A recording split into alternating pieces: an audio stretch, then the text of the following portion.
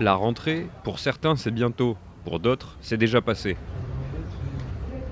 À l'université Saint-Joseph de Beyrouth, une partie des étudiants a démarré son année universitaire le 28 août.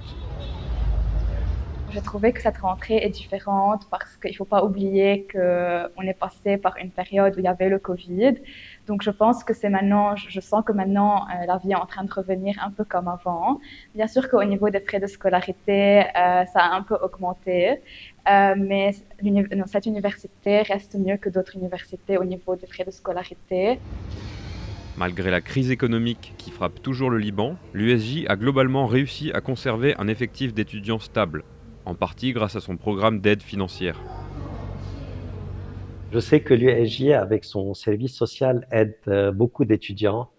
À ma connaissance, ça doit être 40 à 50% qui sont aidés à des degrés différents. Donc, en gros, ça se passe bien. On ne sent pas vraiment qu'il y a une crise de cette ampleur. Il y a des étudiants qui sont allés vers des universités qui sont moins chères. Donc je le sais parce qu'ils demandent des relevés de notes, etc., pour faire des équivalences ailleurs.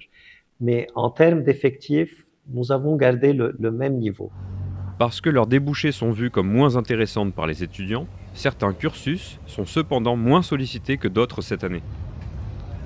Peut-être qu'il y a un peu moins d'inscriptions dans certaines disciplines comme la philo, la socio, la géographie. Les gens ont tendance à penser qu'en ayant ce diplôme-là, on va être au chômage en fait.